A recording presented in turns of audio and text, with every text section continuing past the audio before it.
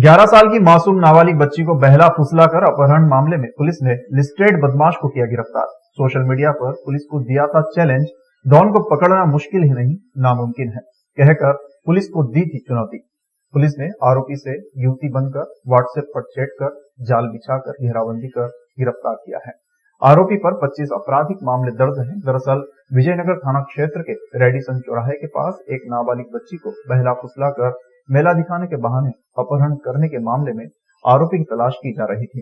Police को मिले CCTV footage के आधार पर पुलिस ने आरोपी की पहचान शैलेंद्र उर्फ कन्नू सोलंकी के रूप में की थी। आरोपी पर उज्जैन, देवास, इंदौर में 25 से अधिक अपराध दर्ज हैं। पुलिस लंबे समय से अपराधी को ढूंढ रही थी। वहीं बदमाश शैलेंद्र पुलिस को चुनौती दे रहा था कि डॉन को पकड़ना मुश्किल ही नहीं नामुमकिन है। जवाब में पुलिस ने आरोपी के सोशल मीडिया अकाउंट पर युवती बनकर झांसे में लेकर जाल बिछाया और आरोपी को देवास के पास से गिरफ्तार किया। 12 तारीख को एक नाबालिग बच्ची के द्वारा शिकायत की गई थी कि एक आरोपी के द्वारा उसको ऑटो में बिठा के अपहरण की कोशिश की थी और उस आरोपी का फुटेज हमारे द्वारा डेवलप किया गया था और उसका देवास का शैलेंद्र सोलंकी नाम का व्यक्ति ये पता चला था। हमने और भी डिटेल निकाली तो वहाँ का ये एचएस है, 12 अपराध पंजीबद्ध थे। यहाँ भी हत्या में फरार हुआ था, फिर बाद में जेल से जाके छूटा था। उस आरोपी के द्वारा लगातार फरारी के दौरान हुलिया चेंज कर लिया गया था। उसकी जो लाल रंग की शर्ट थी पहचान की, वो शर्ट उसके द्वारा जला दी गई थी।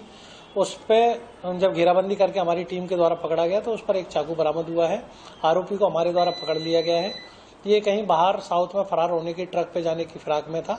समय रहते आरोपी को गिरफ्तार कर लिया है और उसको कल हम जीआर पर पेश करेंगे। सर, बच्ची को कहां से लाया? गलत नियत से ले जा रहा था। उसके द्वारा ये बताया गया था कि बच्ची से उसके द्वारा बातचीत करके यहाँ मेले में ले जाने के लिए उसको बेला फुसला रहा था, लेकिन उसके द्वारा बच्ची के द्वारा मना करके और ऑटो से उतर गई और फिर सीधे मंदिर पे पहुंच गई, जहां से उसके द्वारा हमारे यहाँ आके रिपोर्ट की गई थी। आरोपी बहुत खतरनाक किस्म का है। इस पर लगभग 20 अपराध इंदौर में, देवास में, उज्जैन में पंजीबद्ध है और देवास से स्थायी वारंट में फरार चल रहा है। इसी उज्जैन और देवास को भी तलाश थी। आरोपी को हमारे द्वारा गिरफ्तार किया गया।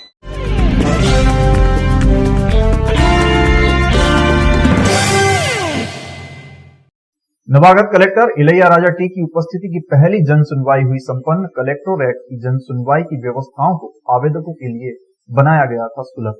कलेक्टर ने कई आवेदकों की समस्याओं के मौके पर ही किए निराकरण। वहीं कलेक्टर ने अधिकारियों को निर्देश दिए प्राप्त आवेदनों को गंभीरता से लेवे और उनका सहानुभूतिपूर्वक सकारात्मक निराकरण सुनिश्चित किया जाए। जन सुनवाई में कलेक्टर के निर्देश पर जन सुनवाई की व्यवस्थाओं को आवेदकों के अनुकूल बनाया गया। आवेदकों को बैठने की व्यवस्था की गई थी, उन्हें कतारबद्ध करने की व्यवस्था की गई, साथ ही दिव्यांगों के लिए व्हीलचेयर की व्यवस्था भी की गई। आज जन सुनवाई में लगभग 250 आवेदकों ने अपनी समस्याएं कलेक्टर सहित अन्य अधिकारियों को बताई। कलेक्टर ने आवेदकों की समस्याओं को गंभीरता के साथ सुना। जरूरत पड़ने पर उन्हें अधिकारियों से मोबाइल पर चर्चा कर निराकरण के निर्देश दिए। जन सुनवाई में उपस्थित अधिकारियों को बुलवाकर हाथों हाथ समस्याओं के निराकरण के संबंध में मार्गदर्शन दिया। तो है ना शासन की ना रेगुलर प्रोसेस है, उसमें काफ़ी लोगों का है ना किनके है ना मतलब है ना नियम कानून या प्रोसेस प्रक्रिया के बारे में नहीं पता है, मतलब वो लोग अपना आवेदन लगाते हैं। इसके अलावा मतलब है ना किनके काम नहीं हो पा रही है, मतलब कहीं ना जनसुनवाई एक बहुत उचित माध्यम है, बट सिर्फ डिस्ट्रिक्ट लेवल पे नहीं है। हमारी एम तो ये रहेगा कि आपका सब डिविजनल लेवल पे, इवन ब्लॉक लेवल पे ना जनसुनवाई है एक इफेक्टिव माध्यम बने लोगों के ना समस्या को निराकरण करने के लिए। फिर ये भी एक अच्छा माध्यम है कि समस्या है ना कौन सी एरिया से किस लेवल की समस्या आ रही है उसको समझने का और सिस्टमिक लेवल पे उसको है ना दूर करने का भी है।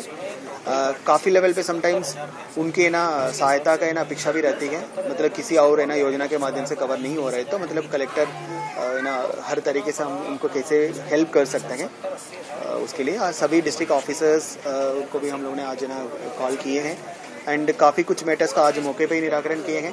काफ़ी ना कुछ पेंशन सैंक्शंस किए हैं, बीपीएल कार्ड्स का ना वितरण किए हैं, कुछ दिव्यांग लोगों का ना मदद किए हैं या कुछ इलाज सहायता वगैरह दिलाएं, कुछ कॉलेजेस में ना कुछ इश्यूज हैं उसको ना रिजॉल्व करने के लिए ना कोशिश किए हैं।